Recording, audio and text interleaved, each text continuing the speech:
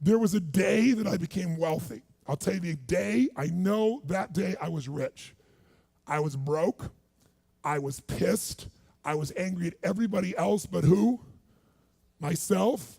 But really underneath it, I was mad at myself. I just couldn't beat myself up anymore, so I was pissed. And I had a friend that I loaned money to when I had barely enough, and I knew he needed it, and I gave him $1,200, and I'm here not able to eat. I'm down to like $25, $26, and I'm saying to him, calling him, and he's not returning my call, and I just need some money, and he's ignoring me. I didn't ignore him then, so I'm pissed. I'm frustrated.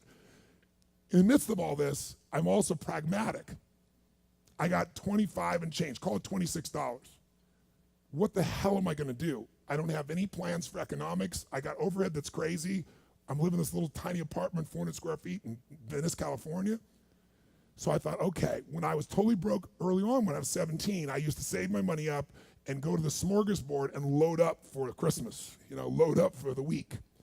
So I said, I was in Venice, I'm gonna go over to Marina del Rey, where all the yachts are, and there's a place there called El Torito, and I'm gonna go, they have an all-you-can-eat smorgasbord, I'm gonna load up for the winter. I'm gonna get there.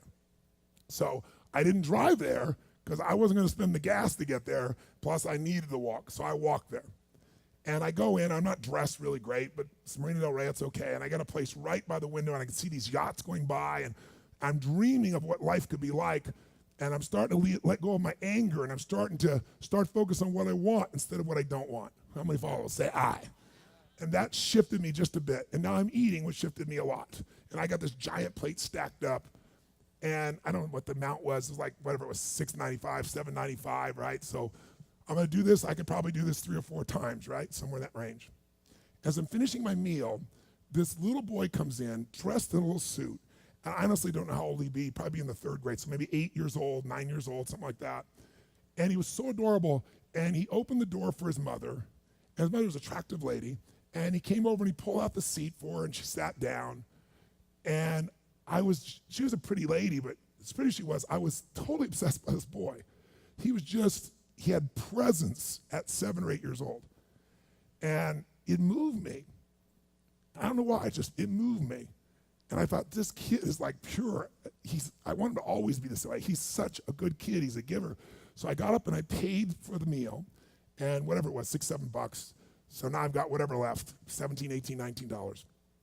And I walk up to this little boy, and I said, excuse me. And I said, I just want to acknowledge you for being such an extraordinary gentleman. I said, I saw the way you treated your lady, how you opened the door, how you pulled the chair out. I said, that's class. I said, my name's Tony, what's yours? I don't honestly remember his name, Charlie or something. And he looked up at me and I said, Charlie? I said, that's amazing, taking your date out for a lunch like this. He goes, well, actually, she's my mom. And I said, that's even more cool. And he said, oh, but I'm not taking her to lunch because I think he said he was 8. I said, oh, yes, you are. I had no plan for this. I just reached in my pocket. I took all the money I had left, $17, $18, $19, and I put it on the table.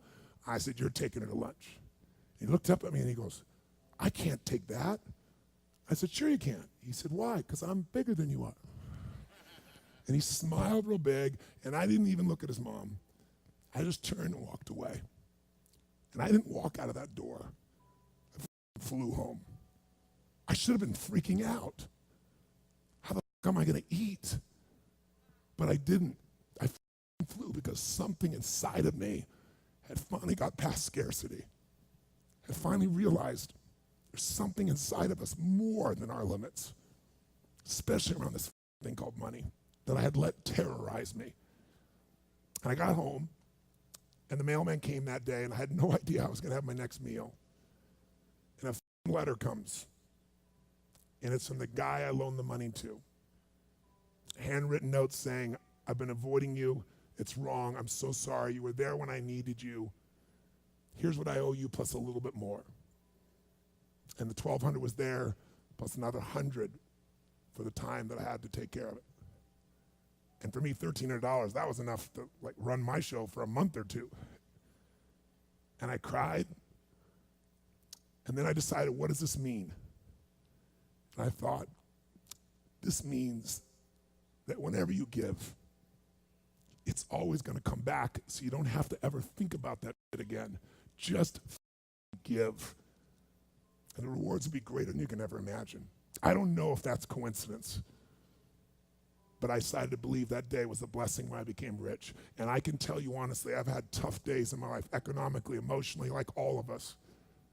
But I've never gone back to that scarcity. I never will. The secret to living is giving. Do it when you don't have it, and I promise you, scarcity will leave your life.